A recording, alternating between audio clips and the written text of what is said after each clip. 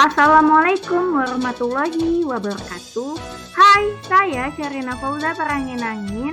Saya bertugas di SD Negeri 050596 Kutaparit. Saya CGP Angkatan 9 Kabupaten Langkat.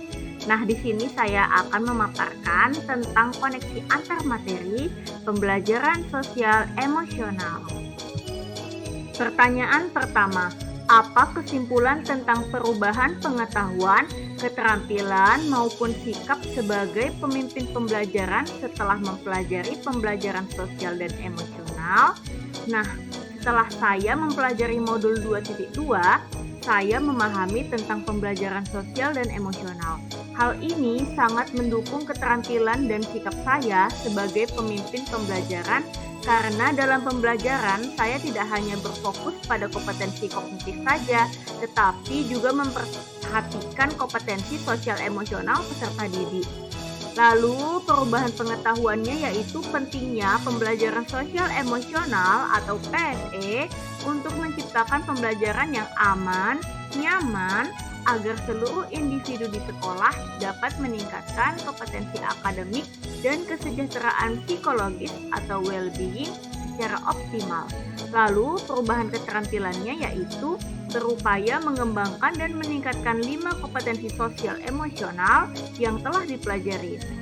Kemudian, sikap sebagai pemimpin pembelajaran yaitu mengimplementasikan pembelajaran sosial emosional di kelas dan di sekolah, berupa pengajaran eksplisit, integrasi dalam praktek mengajar guru dan kurikulum akademik, penciptaan iklim kelas dan budaya sekolah, dan penguatan pembelajaran sosial emosional pendidik dan tenaga kependidikan di sekolah.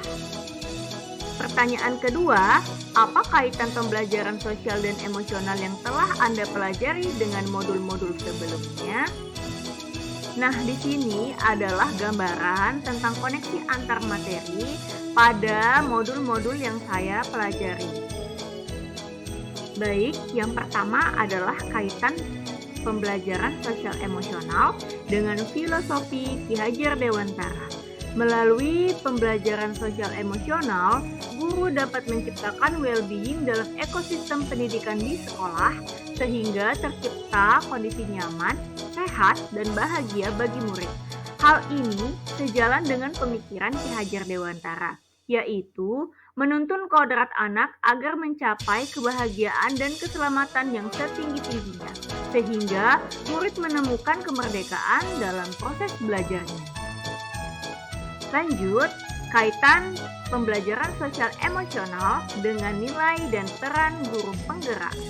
Dengan nilai-nilai guru penggerak yang dimiliki, dapat mewujudkan pembelajaran sosial emosional melalui perannya, yaitu sebagai mewujudkan kepemimpinan pada murid.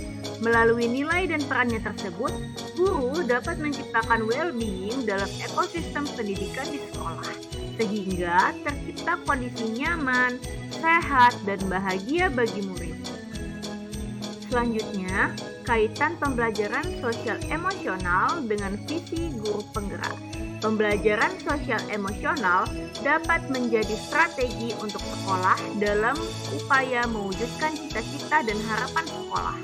Penerapan pembelajaran sosial emosional dapat membentuk karakter murid yang unggul dalam berbagai aspek kehidupan serta memiliki akhlak mulia yang sesuai dengan profil pelajar Pancasila. Oke, selanjutnya adalah kaitan pembelajaran sosial emosional dengan budaya positif. Pembelajaran sosial emosional dapat dilakukan melalui pembelajaran eksplisit, integrasi dalam pembelajaran guru dan kurikulum akademik, menciptakan iklim kelas dan budaya sekolah, serta penguatan kompetensi sosial emosional, tenaga pendidikan, dan kependidikan. Hal tersebut mendukung budaya positif di sekolah. Dan yang terakhir ialah kaitan pembelajaran sosial emosional dengan pembelajaran berdiferensiasi. Pembelajaran berdiferensiasi merupakan pembelajaran yang berpusat pada kebutuhan murid. Dengan demikian, pembelajaran sosial emosional menjadi salah satu aspek penting yang harus diperhatikan guru dalam menerapkan pembelajaran berdiferensiasi. Karena kompetensi sosial emosional murid merupakan kebutuhan penting yang harus dikelola oleh guru agar dapat mewujudkan pembelajaran yang berpihak pada murid. Nah, di sini saya akan memaparkan pengalaman dan pemahaman saya. Sebelum mempelajari modul ini, saya berpikir bahwa pembelajaran yang baik yaitu melaksanakan pembelajaran berdiferensiasi untuk memenuhi kebutuhan murid yang berbeda-beda.